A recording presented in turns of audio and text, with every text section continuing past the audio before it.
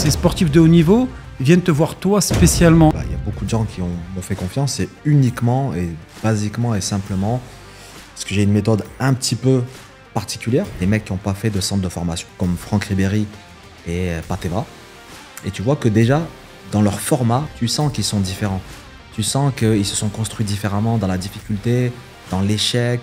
Ils sont plus durs. Donc dans ma chair, j'ai eu une grave blessure à l'œil, tellement dans un moule, dans un truc où j'ai pas mal, que tu oublies que tu peux te faire mal en fait. Ouais.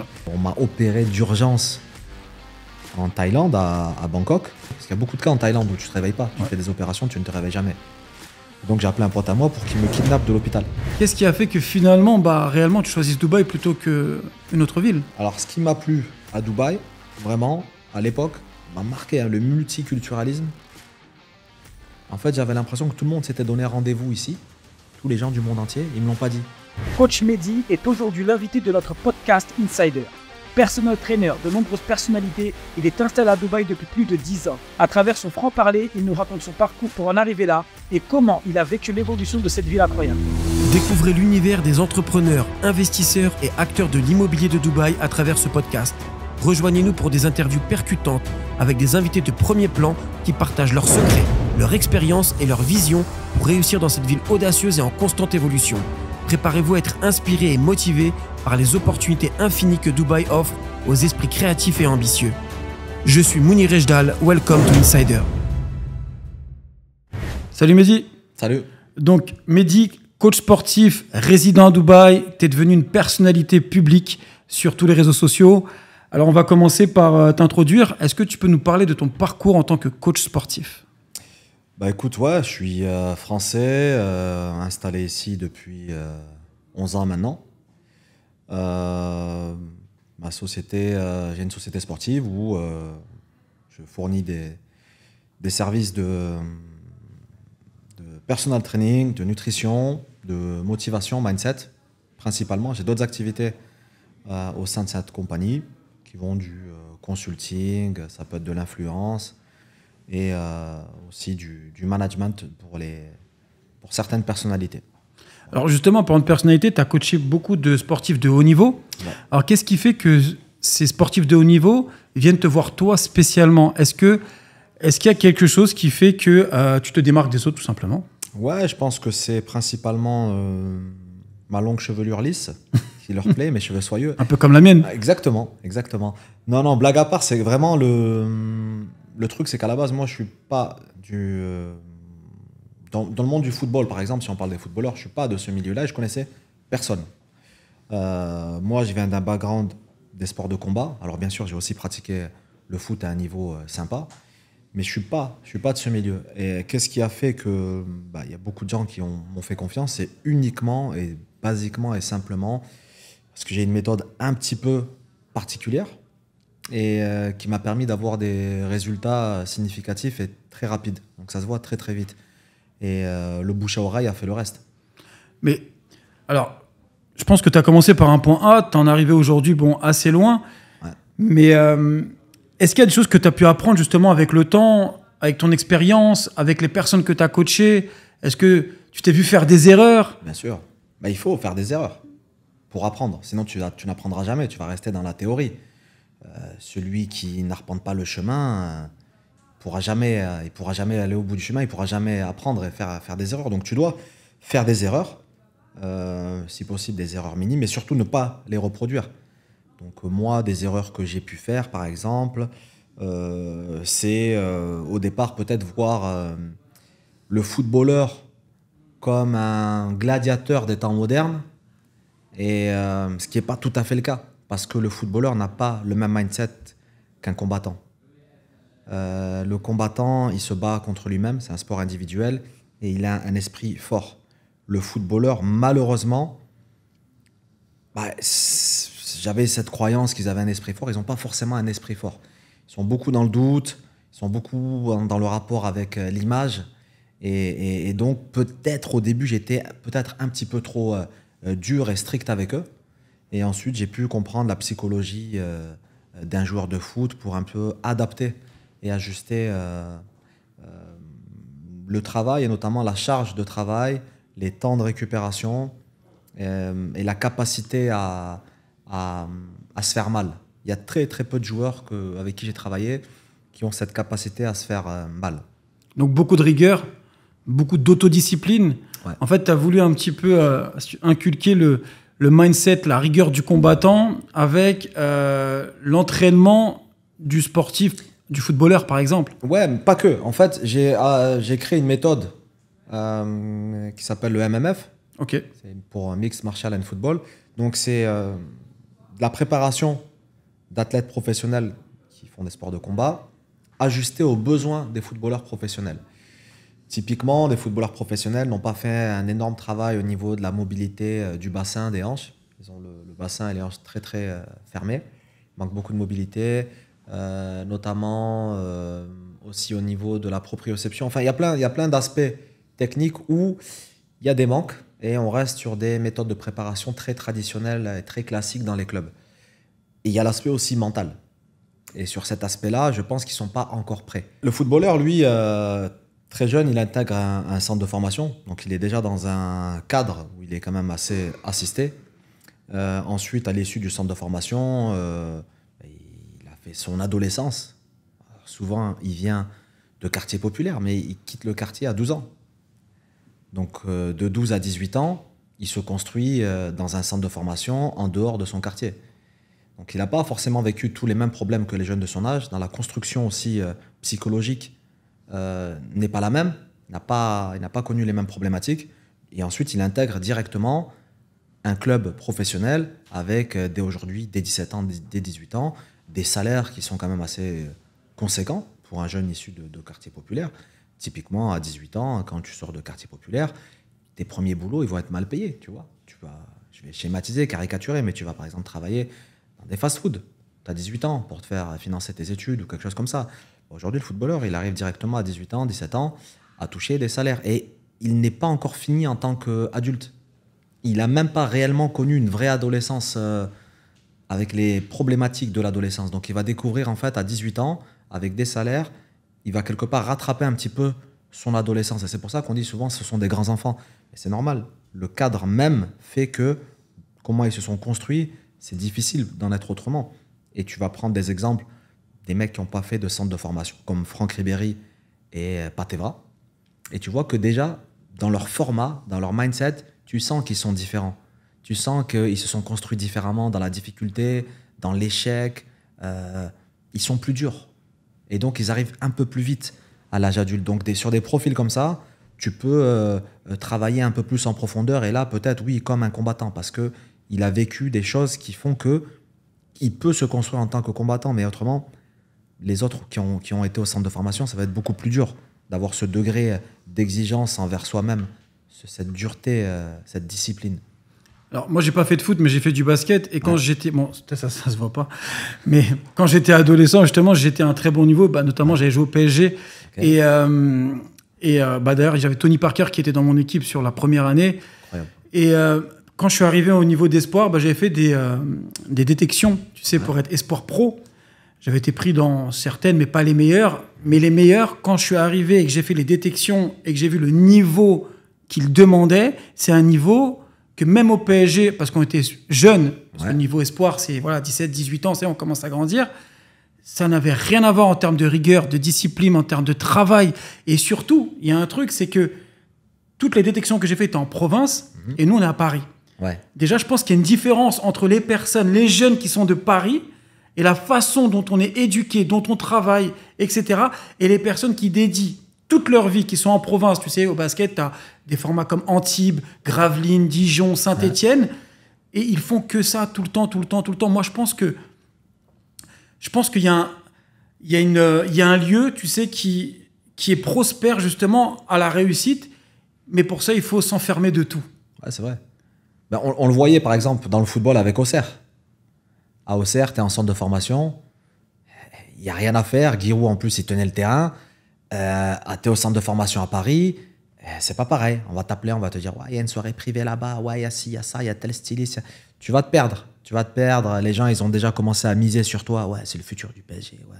Tu es à Auxerre, tu es à la campagne. Tu vois, il il y a un vernissage de vache. Tu vois ce que je veux dire? Il n'y a rien. Donc, ouais, là, tu peux beaucoup plus être focus sur ta réussite et sur ton investissement et ta discipline. Donc, l'environnement. Bien sûr, l'environnement compte. Après, il ne faut pas se cacher derrière l'environnement. Ouais. Faut le prendre en compte. C'est Ouais. une des conditions qui peuvent avoir une influence, mais on ne peut pas se cacher derrière l'environnement, parce que si on se cache derrière ça, on va dire quoi? On va dire, ah, moi je viens de citer, zone sensible, etc. Je ne sais même plus les noms. Moi je me rappelle, ils donnaient des noms à l'époque, c'était... moi j'étais dans une cité, ils avaient donné un nom, c'était quoi? Zone urbaine sensible. Ouais. Je me dis, ah ouais, putain, je savais pas que j'habitais à Sarajevo, c'était la guerre chez moi et tout. Mais si on se cache derrière ça, on va dire, ah ben moi comme je viens de là, c'est normal que je réussisse pas dans la vie. J'ai déjà une excuse qui est déjà faite, tu vois. Donc on peut pas se cacher complètement derrière l'environnement. L'environnement peut expliquer certaines choses, mais va pas te définir. Il n'y a pas un déterminisme lié à l'environnement. Tu vois, on n'est pas dans les sociétés de caste en Inde. Tu es né là, tu finiras là. Donc justement, je pense qu'il faut qu'on brise aussi ces fausses croyances. Ouais, c'est vrai qu'il y a beaucoup. Alors, moi, je viens de Pantin, du 93, et tu dois connaître. Et un petit peu comme tout le monde, on a vu des personnes réussir, des personnes échouer, des personnes se tromper, des personnes aller en prison, des personnes. Enfin, tout type de profil, on les a vus. Et c'est vrai que dès qu'on n'arrive pas à faire quelque chose, dès que l'humain, je pense, il n'arrive pas à atteindre quelque chose, ou dès qu'il commence à échouer, ou dès qu'il commence à se voir redescendre, et il pointe du doigt un système. Alors pour moi, ça a été un petit peu le problème, justement. Bon, on n'est peut-être pas là pour en parler, mais maintenant qu'on est là, on va en parler. Mais tu sais, aujourd'hui, moi je suis à Dubaï, mais je cracherai jamais sur le système de la France, puisque j'en suis aussi arrivé là par rapport à ce qui s'est passé avant. Donc c'est mes expériences qui m'ont amené là.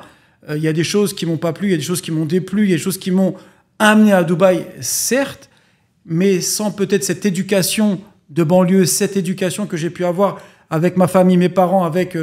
alors, j'ai pas envie de dire cette pauvreté, parce que comme tu l'as dit, on en est où, nous, par rapport aux gens qui sont réellement pauvres, Ouais, tu vois. ouais. Mais voilà, en tout cas, on n'a pas eu des facilités, on n'a pas eu des propriétés à la naissance, etc. Ça, c'est un modèle qui nous pousse aussi, finalement, tu vois. C'est une chance aussi. Alors, on s'en rend pas compte au départ. Parce qu'on doit faire plus que d'autres et on doit faire plus d'efforts. Et la vie, elle nous frappe plus tôt. Ouais. Tu vois, on remarque plus vite l'injustice. En fait, on a gagné du temps sur l'apprentissage de la vie. Et finalement, c'est une chance. Parce que si tu es habitué à prendre des coups depuis jeune, à subir l'injustice, tu apprends la vie plutôt que les autres. Et donc, tu grandis plus vite, tu deviens plus fort. Et là, pour toi, ce sera normal après de faire des efforts. Ce sera logique. Moi, il y a un endroit où j'ai vraiment pas fait d'efforts, c'est l'école. Genre, j'ai vraiment pas fait d'efforts. C'est-à-dire qu'il y a un moment donné où je me suis dit, et je me suis rendu compte, parce que là, tu parles d'efforts, et tu parles de la réussite. Donc, l'école est un peu liée, l'éducation. Je sais que c'est pas quelque chose de bien à dire peut-être, parce qu'il y a sûrement tout âge qui nous écoute, et je recommande à tout le monde de passer par le système scolaire. Après, le système scolaire, je pense qu'il amène des fois à des réussites pour certains, des fois à des échecs pour d'autres, des fois, t'en as qui vont avoir des grands diplômes, mais qui vont pas faire grand-chose. Exactement. Et surtout, tu vas en avoir qui n'ont pas de diplôme et qui vont faire des grandes choses. Ouais. Donc toi, comment tu peux expliquer ça? Alors moi, si je parle par rapport à moi, à mon cas, moi j'étais très turbulent, jeune, notamment à l'école. Donc j'avais tout le temps des avertissements de comportement. Et j'avais la chance d'être très bon à l'école. À part en maths, où j'étais une catastrophe, mais dans toutes les autres matières, j'étais très très bon à l'école. Je me demande pas pourquoi, je ne sais pas. Et donc j'avais toujours des encouragements, félicitations pour le travail.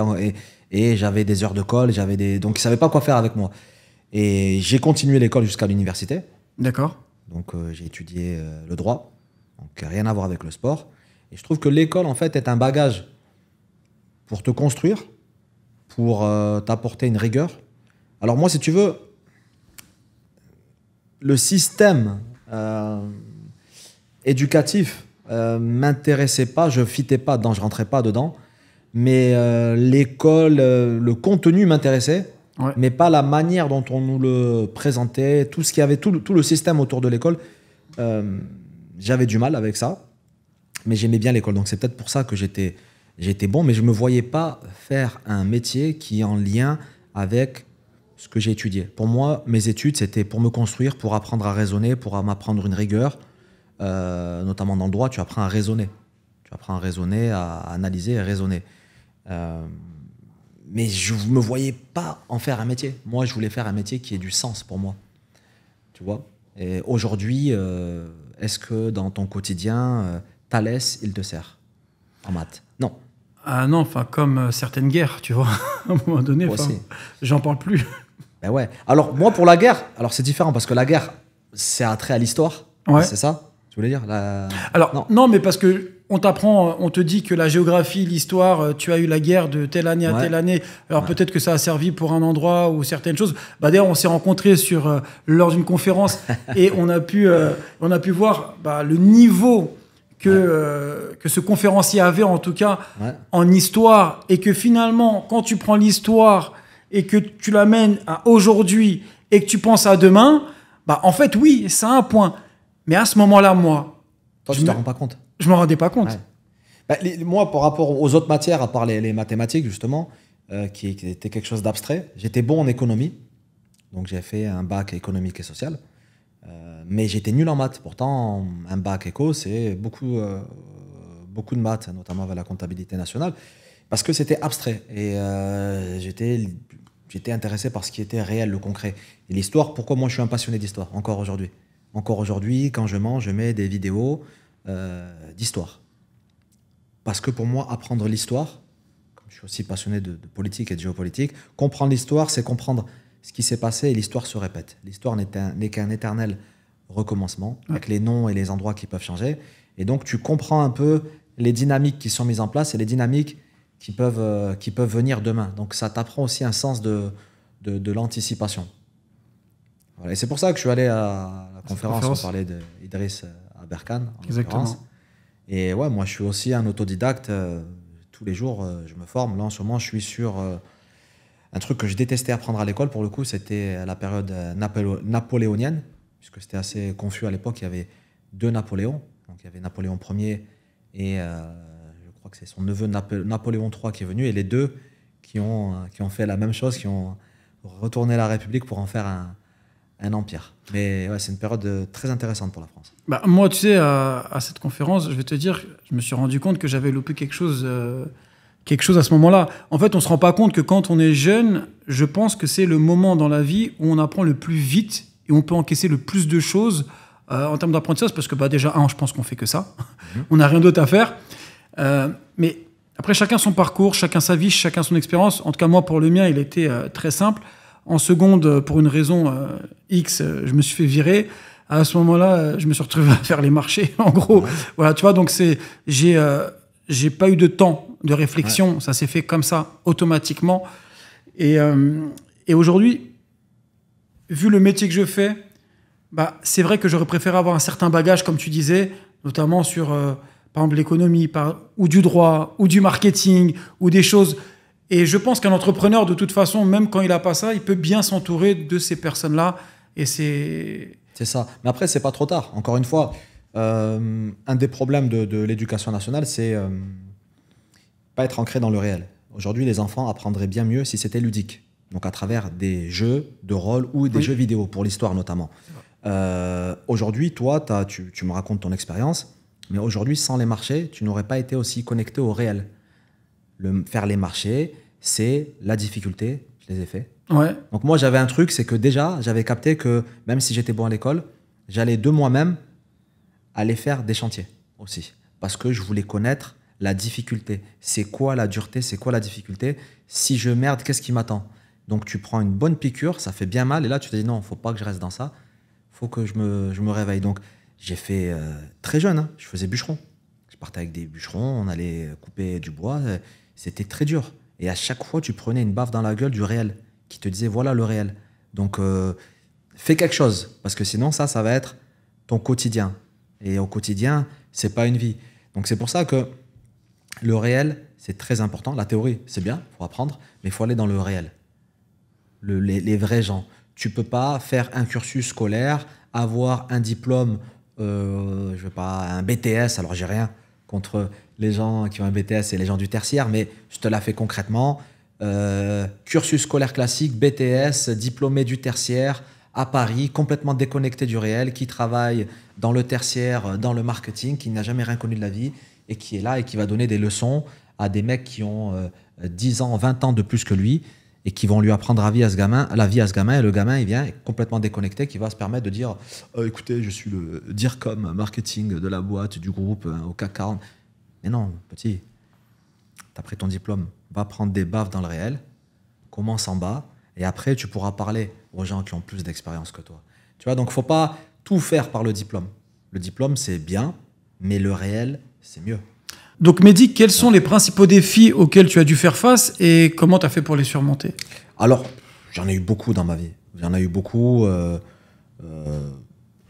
même avec l'école, même ensuite après en formation. En formation, à l'époque où je bossais, j'étais aussi éducateur en France sportif, mais spécialisé dans les zones et les territoires sensibles. Voilà, ils appelaient ça les territoires sensibles. Donc avec des jeunes adultes issus des quartiers à travers le sport, mais il y avait une dimension un peu sociale. Et à l'époque, il m'avait fait un peu du chantage à l'époque, au niveau de la formation, de me dire ouais, il faut que tu sois comme ça, sinon t'es viré, on arrête de te subventionner. Et moi, je marche pas au chantage. Quand bien même c'est pas dans mon intérêt, je vais tout perdre. Et peut-être c'est le sang arabe qui fait ça. Et pourtant, je suis pas algérien, les gars. Mais je leur ai dit allez, chiche, virez-moi parce que je vais jamais m'excuser, je vais jamais faire comme vous voulez. Donc, je suis parti comme ça. Et c'est là où je suis parti après faire mon propre truc de mon côté. Mais ça, c'est par rapport à un système. Donc, par rapport au système, j'ai vécu pas mal d'injustices. Et après, au niveau personnel, donc dans ma chair, j'ai eu une grave blessure à l'œil, étant pratiquant de boxe thaï et instructeur. Donc, avant de partir en camp en Thaïlande, j'avais déjà une hémorragie interne à l'œil.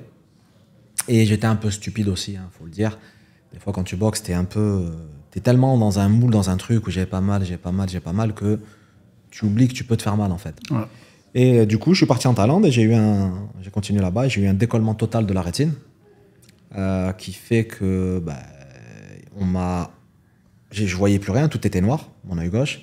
Et ensuite, on m'a opéré d'urgence en Thaïlande, à Bangkok. Et j'avais refusé d'ailleurs à l'époque, parce qu'en fait, cette opération, c'est une anesthésie générale.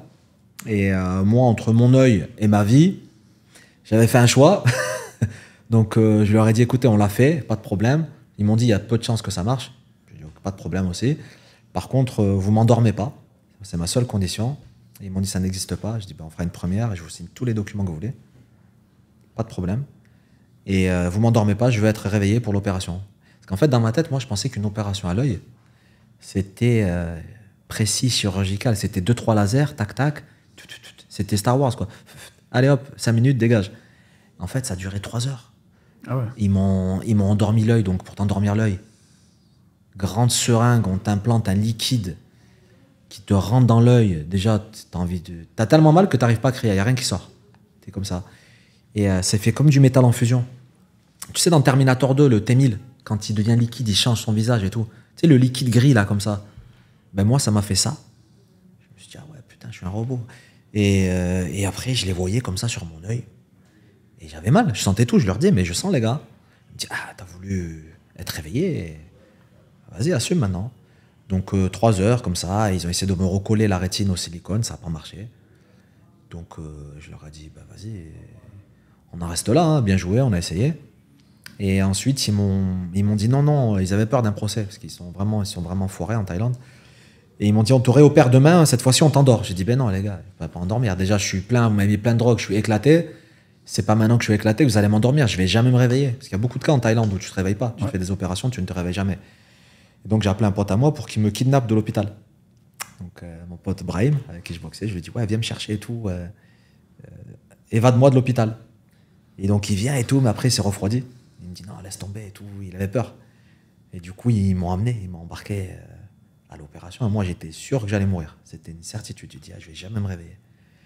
Et du coup, grâce à Dieu, je me suis réveillé. J'étais super content et tout. La femme m'a dit, non, asseyez-vous, calmez-vous. Je dis, non, je suis en vie, je suis réveillé. Et elle m'a dit, mais votre œil, je m'en fous de mon œil. Donc j'ai dit, c'est pas grave, allez, ciao. L'œil, c'était bien. On a fait ce qu'on a pu. Merci, au revoir. Combien je vous dois c'est bon, allez. Et donc, je suis rentré en France. Voilà. Mais la bonne chose que j'ai eue, la chance que j'ai eue, c'est qu'après en France, on m'a opéré. Donc j'ai eu 7 opérations à l'œil gauche en 1 an. Donc j'étais alité, j'étais hospitalisé pendant 1 an au final. Donc être sur un lit pendant 1 an, c'est pas évident. C'est plus dur que les opérations, c'est plus dur que pas voir. Là, tu es impotent, tu es alité, tu dois rester dans une position 20 heures sur 24. Ça a été très dur psychologiquement. Mais pour occuper ton esprit et garder la foi, la force, la foi qu'un jour tu vas faire des choses, tu vas marcher, tu vas te lever, tu vas avoir une vie normale, c'est très très dur dans ces moments-là. C'est très très dur. Donc moi, ce qui m'a aidé dans ces moments-là, c'est que j'écoutais beaucoup de contenu, des vidéos. Et à ce moment-là, tu apprends à entretenir ton esprit, soit par de l'apprentissage, mais soit aussi par de la positivité qui peut être de l'humour. Donc j'écoutais beaucoup d'humour. Et malheureusement, quand tu es dans des situations comme ça, il y a beaucoup de choses qui te font pas rire. Et les humoristes, tu les trouves fades et nazes. Et il n'y en avait qu'un, moi, qui arrivait à me tenir, c'était Dieudonné. Donc Dieudonné qui me faisait rire dans ses sketchs que à la base, j'aimais pas trop. J'aimais pas trop, donc ça, je te parle de ça, on est en 2012. J'écoutais pas Dieudonné. Mais quand tu es dans un truc un peu difficile et tout dur, il y a un certain type d'humour un peu noir qui te plaît. Et donc là, ouais, ça m'avait parlé. Donc beaucoup écouté, beaucoup rigolé, etc. En même temps, il fait réfléchir. Et voilà, t'apprends et t'essayes d'évader ton esprit. T'essayes que ton esprit, il soit pas enfermé, ton esprit est enfermé dans ton corps, en fait, quand t'es immobilisé. Et donc, t'essayes de le faire voyager. T'essayes de faire de la visualisation créatrice. Et moi, je m'étais dit, il faut que j'aille à l'étranger, faire quelque chose que j'aime, idéalement dans un pays chaud, et si possible, sur une île. C'était ça mon truc. Donc je ne savais pas encore où aller, mais je voulais faire ça. Donc je pensais à la Floride à l'époque, je pensais à plein de... Enfin, j'avais pas vraiment d'idée, mais c'était ça. Être sur une île, dans un pays chaud, à l'étranger, et travailler pour moi et faire quelque chose que j'aime. Et regarde, aujourd'hui, je suis sur une île. Pour ceux qui connaissent Dubaï, Palm Jumeirah, c'est une île. C'est un pays chaud. Et je suis à mon compte. Bah écoute, moi j'ai appris ça récemment, effectivement. Et je pense qu'on a tous traversé des choses plus ou moins difficiles dans la vie. Et je pense que, comme tu as dit tout à l'heure, et c'est très intéressant, c'est que le plus important, c'est de retenir des choses. Alors toi, justement, est-ce que c'est quelque chose qui... Enfin, qu'est-ce que tu as appris de cette étape et comment cette étape a influencé ton approche aujourd'hui en tant que coach sportif? Déjà, c'est une vaste question. C'est le pouvoir de l'esprit. Ouais. L'esprit est plus fort que le corps. Là où le corps s'arrête, l'esprit est libre. Okay. Et peut être actif, peut travailler, peut voyager, peut faire ce que tu veux. Donc il faut que l'esprit prenne le pas sur le corps. Et j'ai appris un truc. J'ai appris un truc aussi. Bon, tu sais, je dis souvent, j'ai perdu un œil, mais ça m'a permis d'avoir une vision beaucoup plus claire, de voir mieux, et de voir plus loin, et d'ouvrir mon 3e œil. Et ça, c'est réel, hein. C'est pas genre Tenchinan, tout ça, c'est pour de vrai, hein. C'est vraiment, je le pense. Et je vais citer un ami, aussi un poète, philosophe, Souleymane Diamanka, qui disait « Pour pouvoir remonter à la surface, il faut parfois toucher le fond. » Très inspirant, Mehdi. Aujourd'hui, ce qu'on retient, c'est que tu es à Dubaï, c'est que tu as une belle histoire derrière. Qu'est-ce qui t'a inspiré? Qu'est-ce qui t'a attiré? Qu'est-ce qui a fait que finalement, réellement, tu choisisses Dubaï plutôt qu'une autre ville? Alors, bonne question. Alors, Dubaï, il faut se remettre dans le contexte de l'époque. Ouais. C'est pas du tout à la mode. En 2012, quand tu dis Dubaï à quelqu'un, alors en France, comme ça va, on est un peu éduqué. Ah, d'accord, le Qatar alors, ouais. Non, Dubaï, les Émirats. Ouais, les Émirats du Qatar, ouais, le Qatar, putain. Parce qu'à l'époque, c'est PSG, QSI, le Qatar, on parle beaucoup de ça. Après, les Américains, eux, tu parles avec eux. Ah, Dubaï, nice, ok. Saddam Hussein, Bagdad, l'Irak, tu vois, pour eux, c'est Al-Qaïda. Ouais. Donc vraiment, le contexte de l'époque, il est vraiment bien spécifique. C'est pas du tout à la mode. Et moi, j'étais venu en escale. Alors, ce qui m'a plu à Dubaï, vraiment, à l'époque, c'est vraiment m'a marqué, hein, le multiculturalisme. En fait, j'avais l'impression que tout le monde s'était donné rendez-vous ici. Tous les gens du monde entier, ils me l'ont pas dit. Et je me dis, ah, les bâtards, ils sont venus pas dit. Je vais venir. Tu vois, c'est un peu ça. Alors bien sûr, il fait beau. Ça, c'est une condition importante pour moi. Tu peux vivre en extérieur quasiment toute l'année ou 9 mois sur 12 parce qu'il fait beau, etc. Il y a des bonnes infrastructures pour faire du sport. Vraie tolérance religieuse pour le coup, contrairement à d'autres pays, et notamment la France. Parce que la France qui est quand même le plus beau pays du monde. Franchement, je crois qu'il n'y a pas beaucoup mieux que la France en termes le pays en lui-même. Hein. Je ne parle pas du système français, différent. Mais le pays, il y a tout dans un pays, un tout petit pays, il y a tout. La montagne, la mer, il y a tout ce que tu veux. C'est incroyable. Un terroir, une culture. Mais après, le système français, c'est un peu différent. Et c'est un peu dommage. Ici, il y a une vraie tolérance religieuse. Tu peux être dans les croyances que tu veux. On parlait de croyances tout à l'heure. Et tu peux faire ce que tu veux à ce niveau-là. Tu peux t'habiller comme tu veux ici. Tout le monde s'habille comme il veut. C'est assez ouvert. J'ai aimé cette ouverture d'esprit. Ça m'a vraiment fait penser... J'avais l'impression d'être aux États-Unis d'Orient. Tu vois ? Si on fait une comparaison entre l'Empire romain d'Occident et l'Empire romain d'Orient, je dirais que ça serait les États-Unis d'Orient, la Californie arabique, la Californie si tu veux. Ça t'arrange. Pourquoi tu me pointes du doigt? Je comprends pas. T'es pas algérien d'origine? Oui, je suis kabyle, exactement. Voilà. Tu vois, tu m'as ciblé direct. Ciblé, voilà. Je l'ai même pas dit en plus. Tu vois, Californie. Mais non, ça c'est vraiment un truc sympa. Donc j'avais envie finalement de me dire, ça peut être là que je puisse me poser, quoi. Attends, mais c'est intéressant ce que tu dis, puisque tu parles en tout cas de tolérance. On va juste remettre un petit peu dans le contexte, hein, puisque toi, tu aimes bien recontextualiser aussi. C'est que toi, tu es là et tu vois. Donc là, ce que tu dis, c'est ton expérience, tu le vois. Ouais. Mais jusqu'à aujourd'hui, et on est en 2023, toi, tu parles de 2012 déjà, donc ça fait plus de 10 ans. En tout cas, moi, je vois encore des messages, des commentaires, des vidéos de personnes, en tout cas, qui continuent de penser que ici, la femme, c'est un esclave, ici, la femme est soumise, que ici, si tu te plies pas aux musulmans, tu vas te faire couper une main. Qu'est-ce que j'entends d'autre comme bêtise? Je suis désolé, parce que là, c'est plus un mauvais choix. Hein. Là, c'est réellement une bêtise. Et c'est triste. Et très souvent, en tout cas, moi, ces gens-là, de toute façon, alors au début, on leur répondait. Tu sais, parce que nous, on en a beaucoup dans les commentaires. Tu sais, les gens, bon voilà, ils me voient calvitie, barbe, vidéo en train de parler Dubaï. Alors, ou on leur vend de l'arnaque, on leur vend de l'escroquerie, ou les femmes, elles sont soumises, ou c'est un système d'esclavage ici, où on prend les passeports de tout le monde. Et alors que, voilà, là tu es en train de parler de tolérance. Oui, c'est vrai. Alors attention, ça ne veut pas dire qu'il n'y a pas des choses qui n'existent pas ici. Bien sûr, il y a eu des cas infimes où il y a des abus par rapport au passeport. Ouais. Les femmes, non, je crois pas. Enfin, ici, au contraire, je crois que c'est elles qui commandent. Donc, soumission de la femme ici, non. En tout cas, beaucoup moins qu'en France et que dans les pays occidentaux. Ensuite, qu'est-ce que tu disais? Les arnaques. Alors, les arnaques, on va pas se mentir, depuis 2020 et le Covid, il y a beaucoup de gens qui sont venus ici profiter d'une exposition et peut-être, on va dire, d'une législation libérale qui permet la libre entreprise et ont pris avantage de ça pour monter des arnaques. Mais on en voit autant à Londres, à Paris, à Tel Aviv, depuis Bali, depuis Lagos au Nigeria, depuis la Côte d'Ivoire. T'en as de partout des arnaques en ligne.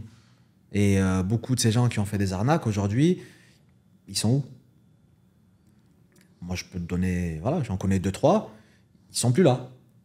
Voire même, ils sont en quartier de haute sécurité. Quand tu prends l'exemple d'un Nigérian ici qui faisait vraiment, lui, pour le coup, du sale, ils l'ont attrapé. Voilà. Un autre Français qui était venu, qui faisait des arnaques au CPF, ils l'ont attrapé. Il est en prison en France. Donc, oui, il y a eu des arnaques aussi, ça arrive, c'est minoritaire, c'est vrai. Ça a donné parfois une mauvaise image de Dubaï vue des Français. Forcément, via le miroir grossissant des influenceurs, forcément, les gens qui les suivent, forcément Dubaï, après, ils vont avoir une image un petit peu écornée, négative de Dubaï. Et c'est un problème parce qu'aujourd'hui, c'est un biais cognitif. Tu dis Dubaï en France est égal escroquerie, arnaque, mensonge, triche, etc.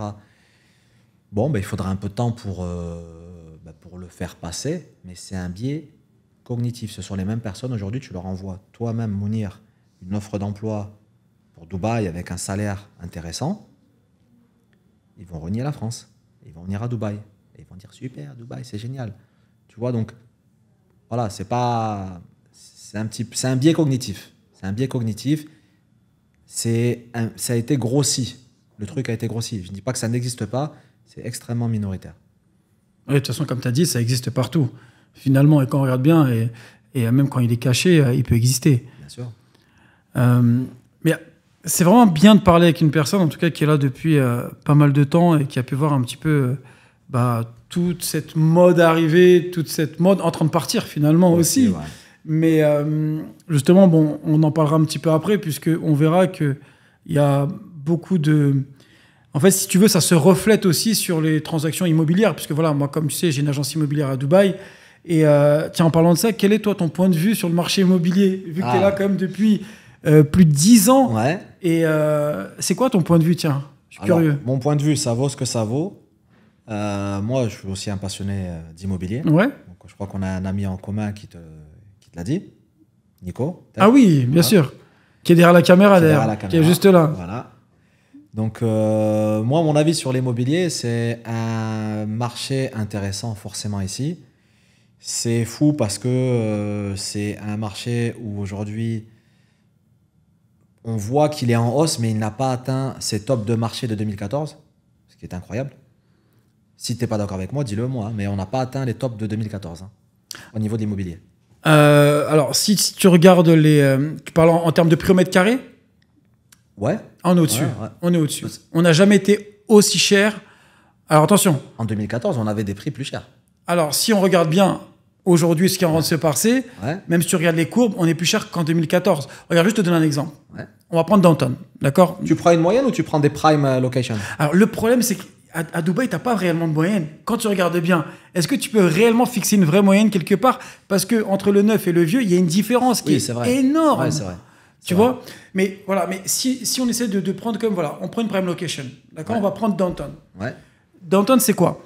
C'est... allez, on va prendre le bâtiment le plus proche des fontaines et du Burj Khalifa. Okay. C'est The Residence. Ouais. Tu dois connaître. Ouais. The Residence, en 2014, le prix... alors, je parle en dirhams par square feet et je vais te faire la conversion. On était à 900 dirhams, 1000 dirhams le square feet. Aujourd'hui, on a 2500 dirhams, 3000 dirhams même. C'est pour ça que je t'ai posé la question. Parce que sur des prime locations, moi, je vis au Palm. Ouais. Et le Palm aussi, pareil. Le Palm a atteint, depuis le Covid, des prix faramineux. Des prix incroyables. Mais si on fait la moyenne, alors je pense qu'on doit prendre quand même plusieurs indicateurs, mais la moyenne et le prix médian, c'est intéressant aussi à voir. Bien sûr, le je le prix prends médian, également. c'est 50% des personnes qui sont en dessous du prix et 50% qui sont au-dessus du prix. Parce que les moyennes, je trouve que dans un pays comme Dubaï, c'est un peu faussé. Il suffit qu'un milliardaire vienne acheter un penthouse, une villa à 250 millions, voilà. Ça fausse un petit peu le truc. Exactement. Mais pour revenir à l'immobilier sur Dubaï, donc forcément, depuis le Covid, on a eu forcément l'offre et la demande, c'est les mécanismes universels. L'offre, elle s'est réduite, et ça, c'était une volonté politique déjà pré-Covid du Cher qui voulait réduire l'offre d'immobilier, puisqu'en 2019, on était excessivement bas au niveau des prix. Exactement. Donc, il a réduit en stoppant la construction des nouveaux projets. Et d'un autre côté, ils ont travaillé là de manière admirable pour attirer un maximum de monde, puisque Dubaï était, je crois, avec Tulum et Mykonos, un des seuls endroits au monde ouverts pendant le Covid. Et donc là, la demande, elle est venue. Et elle s'est confrontée à l'offre. Les prix ont flambé. Accentué par la crise en Ukraine, qui a fait qu'on a eu maintenant aujourd'hui des territoires complètement russes comme à Blue Waters ou au Palm, qui pour le coup ont complètement faussé aussi le jeu et qui ont fait des prix complètement artificiels. Je ne sais pas pour Downtown, je suis plus sur Blue Water, Palm. Ouais. Là, ça a vraiment tout changé. Attends, juste, je te coupe, excuse-moi Mehdi, mais par contre, je suis d'accord avec toi pour dire qu'on n'en est pas au prix qu'on devrait être. Je suis d'accord avec ce que tu dis. Après, effectivement, en fonction des quartiers, je pense que voilà, il y a des variations sur certains produits aussi, puisque là, tu parles de Blue Water. Blue Water, ça a fait quasiment x3. Ouais. Tu vois, tu parles de la Palme. Enfin, la Palme, moi, j'ai vendu une villa en 2021 à 26 millions de dirhams. Le gars, il l'a revendu à plus de 50 millions de dirhams. Donc, si tu veux, aujourd'hui, tu as eu le phénomène Ukraine-Russie. Tu as aussi ce qui s'est passé avec la Turquie et la Syrie. Tu as également toutes les personnes qui sont en train de regarder un petit peu comment elles vivent, etc., en Occident, en Europe, tout simplement. Et elles se rendent compte. Un exemple. Nous, si tu veux, post-Covid, on était sur du studio, on était sur de l'investissement, on était sur des primo-investisseurs, des personnes qui ne connaissent pas le marché. Aujourd'hui, on ne parle plus de ça. Aujourd'hui, réellement, on parle de gens qui viennent ou s'installer, ou acheter des 2 chambres, ou acheter des maisons. Donc, il y a un réel intérêt pour tout le monde, même si ce n'est pas de s'installer maintenant, mais de s'installer à Dubaï. Oui, il y a cette réelle volonté. Alors, il y a eu une influence à un moment donné, post-Covid 2020, avec les influenceurs. Beaucoup de gens sont venus ici. Maintenant, si on doit rétablir certaines vérités, je pense qu'on peut le faire dans ton podcast. Essayons. Ok. Beaucoup de gens sont venus avec les aides de l'État, avec des arnaques aux sociétés, en récupérant des aides de l'État, faisaient la belle vie à Dubaï. Le jour où, je crois que c'est en 2022 qu'ils l'ont arrêté, ils ont arrêté les aides. Tu sais, les aides à société, les gens, ils ont monté plein de fausses sociétés avec plein de faux employés et vivaient avec ça à Dubaï. Le jour où ça s'est arrêté les aides, bizarrement, ils sont tous partis de Dubaï. Ça, c'est une réalité. Donc, il y a eu un écrémage à ce niveau-là. Aujourd'hui, on va être sur des gens qui ont une volonté de s'installer plutôt dans un changement de style de vie et non pas un truc de mode, un phénomène de mode, un truc hype. Et on a des gens un peu plus matures, plus intelligents et qui viennent s'installer pour du plus long terme, en tout cas dans leur vision. Maintenant, c'est difficile parce que l'immobilier, étant ce qu'il est, il représente un pan très large du budget de quelqu'un qui s'installe. On a aussi noté la hausse de l'énergie ici, alors beaucoup moins qu'en Europe, mais on l'a vu, des biens de consommation, le panier moyen, des courses, et des transports. Donc tout ça, quand tu arrives, effectivement, et tu sais comment c'est ici, hein, tu ne payes pas au mois ton logement quand tu es locataire. Donc tout ça, il faut aussi le prendre en compte. Alors, le danger, c'est de partir dans la folie du crédit. Voilà, le crédit qui peut t'amener aussi derrière dans d'autres problématiques. Une fausse facilité d'accès à certaines choses et derrière, tu te retrouves pris un peu dans l'étreinte du crédit qui peut être très très dangereuse. Donc finalement, c'est plus le style de vie de Dubaï qui intéresse les gens. C'est la sécurité, c'est le climat, les opportunités. Voilà, donc c'est un style de vie qui rend intéressé beaucoup de gens, et pas que les Français, hein, puisque nous, on représente quoi ? On représente 1% de la population. On est rien finalement ici à Dubaï. Mais voilà, on a en tout cas un vrai intérêt, une vraie attractivité qui aujourd'hui attire beaucoup de gens. Et ça, c'est une réalité. Alors effectivement. Après, alors tout le monde ne vient pas pour tax-free, donc l'absence de taxes, ça c'est un mythe. Ouais. Tu dois t'appeler Bernard Arnault, enfin tu dois faire du lourd quand même. Il y a beaucoup de gens, ils veulent parce que voilà, je dirais pas que c'est un Eldorado, ça serait faux. Par contre, ça reste un des endroits où tu fais vraiment le libre marché, le libéralisme au sens noble du terme. Voilà, je viens créer une aventure dans l'entrepreneuriat. Et voilà, je veux essayer. Il y a ce côté-là qui est très... on te facilite pour l'accès dans les démarches administratives, etc. Donc oui, c'est assez facile et donc c'est attractif pour plein de nationalités dans le monde. Maintenant, voilà, je pense que c'est pas prêt de s'arrêter parce que mon nez me dit que les Chinois arrivent. Alors, ils étaient déjà là et là, ils vont venir encore plus. Alors, ils étaient là, ils étaient premiers. Excuse-moi de te couper. Ouais. Ils étaient déjà premiers il y a 3 ans, si je ne dis pas de bêtises. Et là, ils sont en train de revenir, mais costaud. Oui, et là, ils reviennent pour de bon. Parce qu'il s'est passé des choses chez eux qui font que maintenant, il va falloir qu'ils puissent avoir une base arrière, une sauvegarde et aussi pour pouvoir se hedger sur leur patrimoine. Voilà, tu as beaucoup d'Israéliens aussi qui sont venus investir. Savoir que Tel Aviv, au niveau de l'immobilier, c'est aussi une des villes maintenant qui est devenue très très chère. Il y a beaucoup de fortunes mondiales qui sont venues aussi un petit peu s'établir là-bas. Donc ce sont des gens qui viennent ici avec des gros capitaux. Il y a pas mal de petits pays comme ça qui essayent Il y a des mouvements de capitaux. Les Américains ne sont pas encore venus. Ils sont en train de venir, exactement, c'est ce que j'allais dire. Alors moi, je l'ai vu depuis 2020, parce que j'étais avec beaucoup d'artistes américains. Et je vois venir de plus en plus. Et la Californie étant maintenant décimée, Los Angeles ne fait plus rêver. C'est vraiment l'insécurité. Moi, j'ai des gens là-bas, c'est devenu n'importe quoi. Le seul territoire un petit peu qui a su rester attractif, c'est la Floride et Miami. Enfin, il y a un maire qui est assez visionnaire, qui est assez crypto-friendly. Et moi, je suis aussi dans la crypto, à titre individuel. C'est un univers qui m'intéresse et qui me plaît, avant que ce soit la mode un petit peu en 2020, 2021, avant le bull run, on va dire. Et la technologie blockchain. Donc ça, je pense que Miami va se protéger de cette manière. Et Dubaï est une ville, un pays éco-friendly où tu peux développer une économie de crypto-monnaie. Moi, je vais quand même revenir sur un sujet. Donc, bon, là, on a un petit peu dévié, en tout cas, sur ce dont je voulais parler. Mais Ouais. il y a un sujet pour moi qui est important, et tu l'as dit tout à l'heure, c'est effectivement, c'est vrai que Dubaï, c'est pas donné. Ouais. Mais est-ce que, parce qu'on a parlé de La Palme, Ouais. on a parlé de Downtown, Ouais. est-ce qu'on peut vivre raisonnablement à Dubaï sans que ça nous coûte trop cher? Bah déjà, c'est une bonne question. Je suis désolé de te répondre comme ça, mais qu'est-ce que trop cher? Cher, c'est encore une fois un biais cognitif. Je pense qu'il faut qu'on parle de valeur. Je vais te donner un exemple tout con, tu vas le comprendre. J'achète une paire de baskets, 10 €. Et après 2 jours, je la trouve. J'achète une paire de baskets 100 €, je la garde 10 ans. Qu'est-ce qui est cher, qu'est-ce qui ne l'est pas? Pour moi, la paire de baskets à 10 € m'a coûté plus cher. C'est la valeur, c'est pas le prix. Ça, c'est une notion vraiment fondamentale. Et je pense qu'il faut qu'on éduque les gens. Moi, j'essaie de le faire de mon côté. Et j'utilise là ton canal pour le faire. Le prix et la valeur sont deux choses complètement différentes. N'achetez pas un prix. Achetez de la valeur.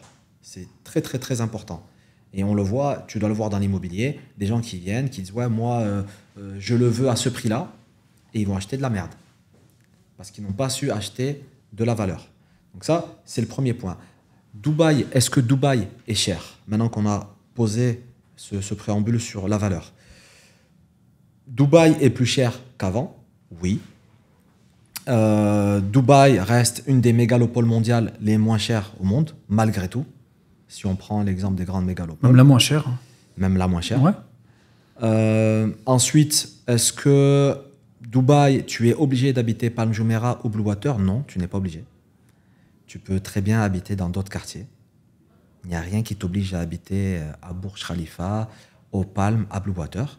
Et du coup, ensuite, tu peux vivre convenablement, pas forcément en étant un millionnaire, à condition que tu saches faire preuve d'autodiscipline, parce qu'il y a beaucoup de tentations à Dubaï, et de pouvoir gérer ton budget, de ne pas te laisser prendre par l'accès au crédit à la consommation, etc. Mais oui, tu peux. Je ne dis pas que tout le monde peut le faire. Dubaï, ce n'est pas pour tout le monde. Et ce n'est pas forcément une question de moyens. C'est une question de discipline. Dubaï est fait pour des gens qui ont un mindset d'entrepreneur. Pourquoi? Quand bien même tu es salarié, tu vas devoir gérer ta vie de salarié en vivant ici comme un entrepreneur. Parce que tu vas devoir budgétiser pour de vrai. Personne ne va t'aider. Tu n'auras pas d'aide de l'État, de la CAF ou qui que ce soit. Tu vas devoir être un entrepreneur dans ta tête. Budgétiser pour de vrai ton salaire, budgétiser pour de vrai tes dépenses, ta bouffe, tes transports. Et si tu n'as pas ça, même si tu as des moyens, tu ne seras pas fait pour Dubaï. Va ailleurs, c'est mieux pour toi. Dubaï n'est pas fait pour tout le monde. Et ce n'est pas forcément une histoire de moyens. J'insiste vraiment là-dessus, c'est très important. Dubaï, c'est un mindset. Je suis totalement d'accord avec toi, Mehdi, mais si aujourd'hui, tu as monsieur et madame, tout le monde qui veulent venir à Dubaï pour des principes religieux, des principes de sécurité, qui n'ont pas forcément les moyens, est-ce que ces personnes-là, avec un budget qui est très bas, peuvent tout simplement aller vivre, je ne sais pas moi, à 40 minutes à Damakils 2 par exemple, faire des courses dans des supermarchés, ne pas aller manger tous les jours chez Joël ou chez Roberto? Est-ce qu'ils peuvent avoir un rythme de vie normal sans que ça leur coûte trop cher? Alors, je vais te répondre en deux temps. Le premier temps, c'est déjà pour... là, j'ai une responsabilité. J'engage ma responsabilité en disant aux gens, oui, vous n'avez pas grand-chose, vous pouvez venir. Non, pas forcément. Je ne vais pas vous vendre du rêve. Vous devez bien calculer ce que vous devez faire. Ce n'est pas un Eldorado, ce n'est pas facile. Néanmoins, Dubaï, si, encore une fois, tu sais te gérer, si tu es humble, et tu as cette humilité, en tout cas au départ, l'humilité n'est pas antinomique de l'ambition. Tu peux être humble et ambitieux, tu peux réussir, et tu pourras vivre ici, encore une fois. Donc, j'ai un peu nuancé mon propos. Maintenant, pour te répondre par rapport à Damac Hills. Super, très bien, mais comme tu l'as dit, tu peux faire ce choix-là, et c'est un choix d'un point de vue économique qui peut être cohérent. Maintenant, la question c'est, et tu l'as dit, le temps. 35-40 minutes de tout. On parlait de valeur. Donc, quelle est ma valeur par rapport à mon temps? Moi, Mehdi, mon temps, il a une énorme valeur. Et je ne dis pas ça pour me la raconter, c'est parce que j'utilise mon temps aussi pour ma rémunération. Je ne peux pas me permettre de perdre ce temps-là. Parce que tu peux gagner de l'argent, tu peux en perdre. Le temps, quand tu l'as perdu, tu ne le retrouveras jamais. Et en fait, en ça, il a une valeur inestimable. Pour tout le monde, les gens ne le savent peut-être pas. Mais moi, je ne peux pas me permettre de perdre ce temps-là. Mais si toi, ce temps-là, dans tes valeurs et dans ta valeur, dans ta valorisation du temps, tu penses que tu peux le faire, en tout cas dans un premier temps, pendant 1 an par exemple, fais-le. Mais attention, le temps a une valeur. Le temps a un coût. C'est pas gratuit, le temps. Donc, c'est pas forcément la solution ultime. C'est pour ça que moi aussi j'ai choisi, et je vais être honnête avec toi, hein, j'ai choisi Downtown.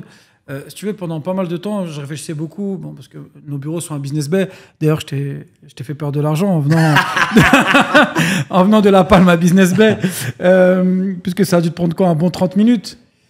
Ouais, alors un peu plus pour trouver, me garer, etc. Ah, c'est ça. Donc, tu prends les tickets resto, t'inquiète. 40-45 minutes. Et donc, c'est vrai qu'à un moment donné, je me posais la question, est-ce que je partais pas dans une communauté, Dubai Hills, Damac Hills, tu sais, aussi pour me retrouver, aussi pour avoir on va dire, un environnement avec plus de verdure, avec plus de famille, plus chaleureux, etc. Et en fait, bah, tu sais, t'es aspiré ici par le travail, ouais. Et t'as toujours quelque chose à faire. Et je me dis, mais qu'est-ce que je fais de mes journées finalement? Je sors le matin, je rentre très tard le soir. Et de temps en temps, ça m'arrive de faire des allers-retours très rapides. Je me dis, mais c'est pas possible en fait pour moi. Et pourtant, c'est ce que je conseille pour certaines familles, c'est aller en communauté. Donc, c'est des cartes. Alors, les communautés, hein, donc on va se le dire, parce que tu sais, quand on emploie le mot communauté à Dubaï, ouais. On dirait des sectes. Ouais. C'est vrai, vas-y, prends. T'habites pas à Dubaï. Exact, tu vois ce que je veux dire. La communauté de l'anneau. Voilà, exactement. Mais une communauté à Dubaï, c'est un quartier résidentiel avec de la verdure, avec des écoles, avec des supermarchés, des piscines, des lacs. C'est un vrai quartier résidentiel chaleureux où les gens vont se retrouver un peu plus en famille. Oui, ne vous inquiétez pas, vous ne serez pas chez les Mormons, les gars, si vous habitez en communauté à Dubaï. Mais oui, c'est vrai, tu as raison. Mais finalement, je me suis retrouvé à Downtown, tout simplement. Et j'arrive plus à bouger. Downtown, la maudite. Non, moi, j'aime pas Oula Downtown. Alors là, il y a un vrai débat qui va commencer. Là, ça fait 1 heure, là, on est reparti pour 1 heure. T'es au courant? Non, mais moi, c'est personnel. Je ne dis pas qu'il faut faire comme moi. Hein. Vraiment, je sais que les Parisiens aiment Downtown. Moi, je viens de Cité. Je viens du bitume. Voilà, comme il disait Ayam, je mange du béton, crache du béton, chie du béton.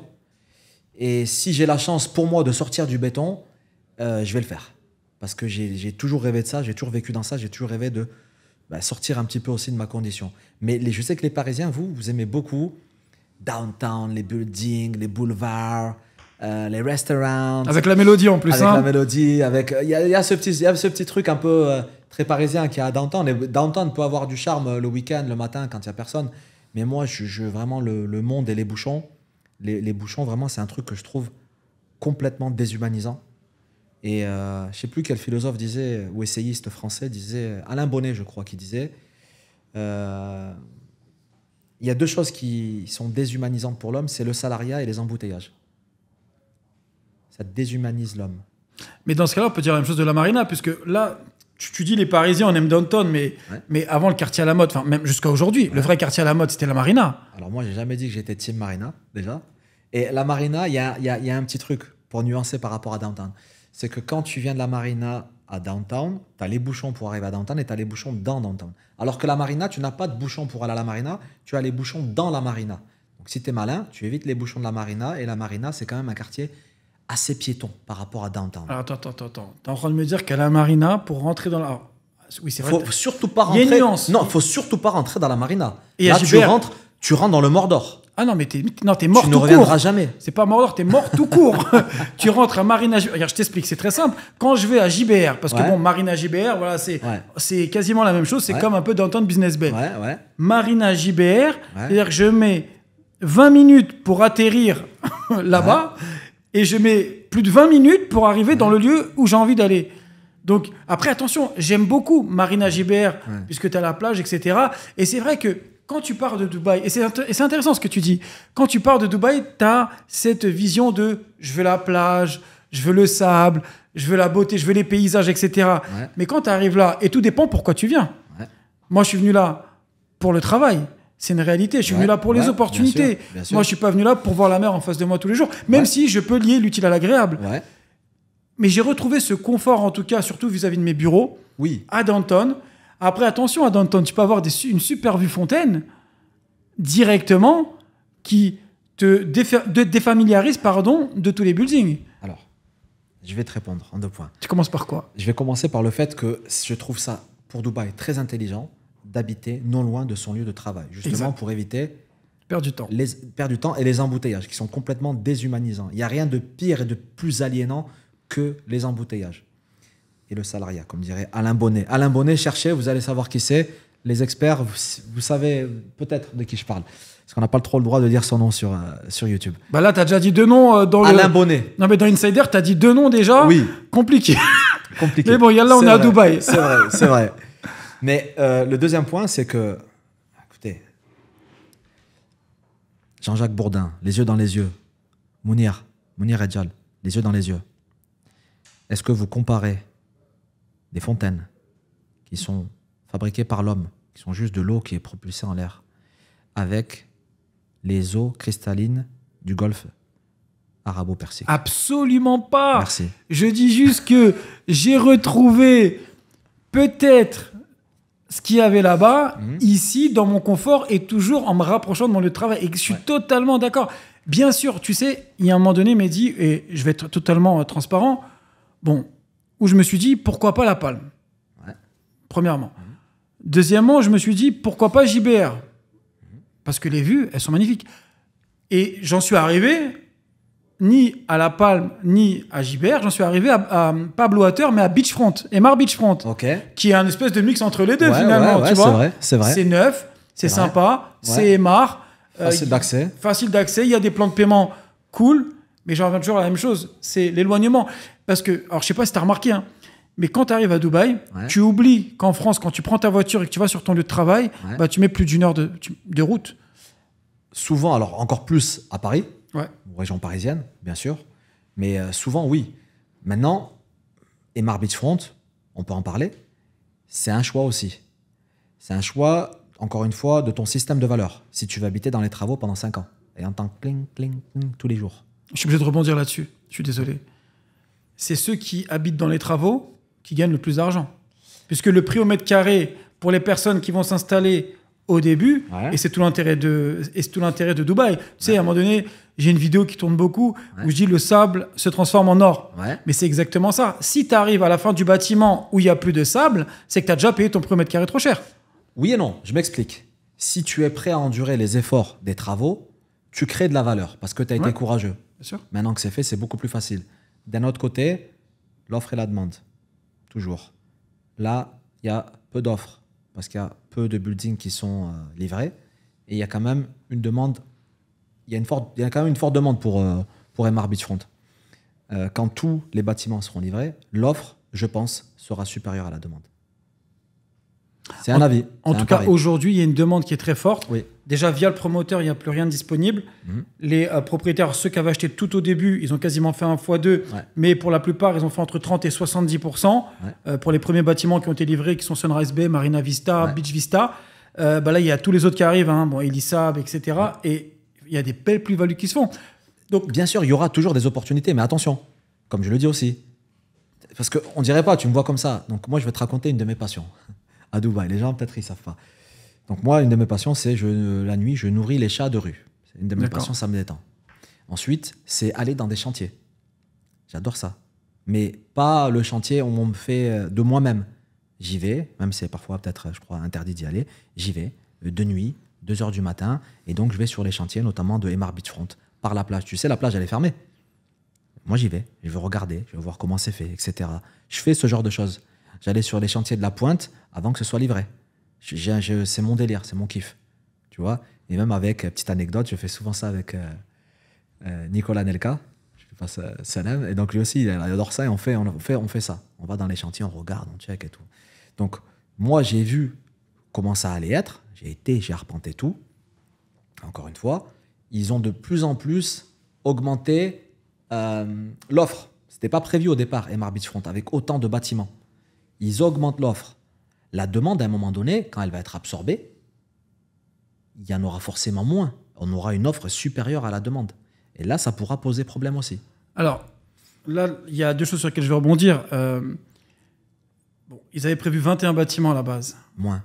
21 à la base. En 2017, quand ils parlaient du projet, c'était 4 ou 5 bâtiments. Je t'assure. Alors, 4 ou 5 bâtiments sur le terrain qu'ils avaient déjà acquis, parce qu'en fait, ils n'avaient pas encore la totalité du terrain. Ouais. Mais par la suite, en fait, si tu veux... de toute façon, ok, 4-5 bâtiments sur ce terrain-là, c'est pas possible. Oui, après, c'était 11. Oui, mais c'est logique. Mais ça, on peut l'anticiper, Mehdi. Mais oui, mais c'est la même chose. C'est comme si je te dis, excuse-moi, à La Palme, il va y avoir 10 villas. Mais on sait très bien, toi et moi, qu'il n'y aura pas que 10 villas. On sait très bien qu'il va y en avoir beaucoup plus. Non, mais même là, à La Palme, c'est le même problème. Ils sont en train de rajouter des tours pour rien. Ça va créer des problèmes. Ouais. Moi, je ne trouve pas que ce soit une bonne idée. On l'a vu dans la conférence avec Idriss sur la monnaie. Ouais. Si tu imprimes de la monnaie ex nihilo, elle n'a plus de valeur, ta monnaie. Ouais. Si, dès le départ, comme le protocole Bitcoin, tu te dis, voilà, moi, je vais produire ça, X, ça ne bougera pas. Ouais. Je m'en fous si vous me donnez des milliards. J'en rajouterai pas un de plus. Là, ta valeur, tu la crées et elle augmentera. Là, qu'est-ce qui te dit qu'ils ne vont pas encore... Je sais pas, je dis une connerie. Attention, je ne critique pas MR Beachfront, c'est un beau projet, c'est hyper intéressant. Mais qu'ils fassent une extension encore et qu'ils te rajoutent une ligne de 10 bâtiments supplémentaires. Mais ils devraient. On ne sait pas. Mais ils devraient, tu sais pourquoi ? Pourquoi ? Parce que si tu crois en 2 choses, à la vision du Cher, au plan... 3 choses, pardon. La vision du Cher, le plan Dubaï 2040 qu'il est en train de mettre en place, les 8 milliards qu'il a décidé de mettre en place aussi pour que Dubaï soit la ville numéro 1, et donc surtout à la population qui va doubler. Où tu loges tous ces... Et là, je vais le dire honnêtement, et tu en as parlé, on ne va pas se mentir, Dubaï, c'est une ville qui attire aussi des gens qui ont les moyens. Ouais. Où tu vas loger ces gens-là ? Alors, je vais te répondre. Les gens qui ont beaucoup de moyens vont chercher des prime locations, vont chercher tout ce qui est côtier. Mais encore une fois, on n'est pas Monaco, on n'est pas Singapour. Pas encore. On n'est pas Hong Kong. Attention, non. Monaco, si tu connais l'immobilier à Monaco, le Larvoto a été construit ex nihilo. Ça n'existait pas. Fontvieille, on a gratté, un peu comme dans d'autres pays, on a gratté sur la mer. Parce qu'on n'a pas le choix. À Dubaï, on a quand même le choix. On a un littoral qui est très grand et on a l'intérieur des terres. Attention à ne pas tout centraliser sur du côtier. Je suis d'accord avec toi. À part que, dans ce cas-là, on se retrouve à Sharjah ou à Abu Dhabi. Pas forcément. C'est un peu... Là, tu as été hyper caricatural. Non, pas forcément. Non, parce que tu as des entre-deux. Alors, tu as des entre-deux. Alors dis-moi, entre JBR et Abu Dhabi. Il y a Al-Jourf. Mais il y a toute une zone... Tu connais Al-Jourf ? Littorale. C'est super beau. C'est là où il y a le truc Venise. Il y a une résidence qui s'appelle Venise. Hein. Elle n'est pas connue. Il y a une petite communauté à l'ancienne. En fait, entre Abu Dhabi et Dubaï, tu as un quartier, une résidence.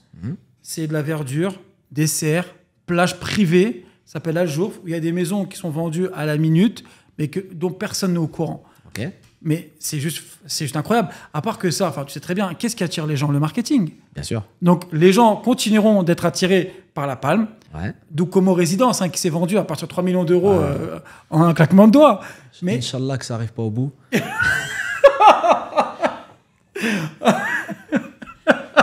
C'est une verrue sur le Palm Jumeirah. Ça n'a aucun sens. Mais bon, bref. Mais donc ce quartier-là, cette zone, elle est hyper intéressante. Ouais, c'est vrai. Moi, j'y étais. J'ai été invité à l'époque par des gens du gouvernement. Il y a toute une plage. Et là, pour le coup, complètement privée.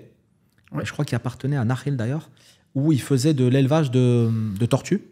Je crois qu'on parle du même endroit. Mais ça, Al-Jourf. Mais là, tu vois Cheikh Hamdan en 4x4. C'est là où il va sur la plage se poser, etc. Et on est à côté du Palm Jebel Ali. Pour les gens qui ne savent pas, le Palm Jebel Ali est beaucoup plus grand que le Palm Jumeirah. J'y étais sur place. Bien sûr. En 4x4. C'est immense. Il n'y a rien qui est fait encore. Hein.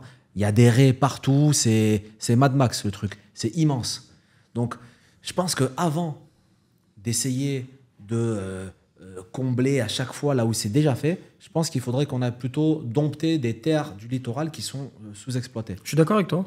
Je suis d'accord avec toi. Et comme tu le dis, hein, mais je suis aussi d'accord pour dire que quand tu devais avoir par exemple, 10 ou 21 bâtiments, peu importe, MR Beachfront est là, et là, ils rajoutent des 10 adresses comme ça à les superposer, je suis d'accord.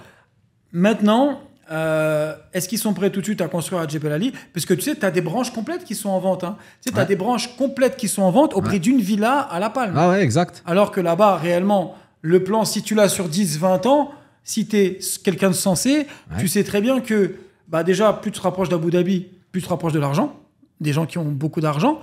Et surtout, tu te rapproches d'un endroit où tu peux avoir une vraie vue mer, une vraie maison avec des vrais espaces. Tu peux construire ta maison.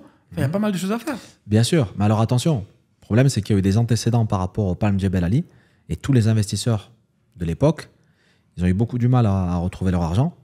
Donc aujourd'hui, chat échaudé craint l'eau chaude, c'est comme ça qu'on dit, je crois, ou l'eau froide, peu importe. Et aujourd'hui, c'est très dur de dire à des investisseurs, ouais, c'est bon, on est reparti, allez, réinvestissez dans le Palm Jebel Ali. Excuse-moi, mais ça, c'est l'histoire de Dubaï. Ça c'est quasiment toute l'histoire de Dubaï. Jebel Ali, ça a fait mal. Hein. C'est vrai. Ça fait très, mais très qu'est-ce mal. qui n'a pas fait mal? En vrai, enfin, si tu reprends ça, La Palme a eu un problème. Burj Khalifa a eu un problème. Tu sais, à Medan Mall, le plus grand commercial, il est en train d'avoir un problème. Enfin, même, il a un problème. Mais il y a un truc, moi, dont je suis sûr, et c'est pour ça que toi et moi, je pense qu'on est là, c'est la vraie vision du Shir qui, en fait, est un vrai entrepreneur, qui dit ce qu'il fait, qui fait ce qu'il dit, malgré les perturbations. Tu nous as fait une sarco, mais ouais. C'est vrai? Écoutez, moi, écoutez, monsieur Redjal, je vais vous le dire. Mais comment ils font en Allemagne? Je vais vous le dire. Moi, je suis quelqu'un, je fais ce que je dis, et je dis ce que je fais. Hein, bon. Voilà. C'était l'imitation du jour, merci. Et au revoir, c'était tout pour moi.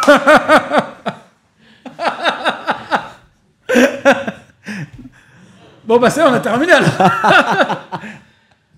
Non, mais c'est vrai, mais réellement, quand tu prends, enfin, si tu crois en tout cas à cette vision que lui a et à cette puissance qu'il a en tant qu'entrepreneur, tu sais que tout va aller au bout finalement parce qu'il n'a rien réellement stoppé.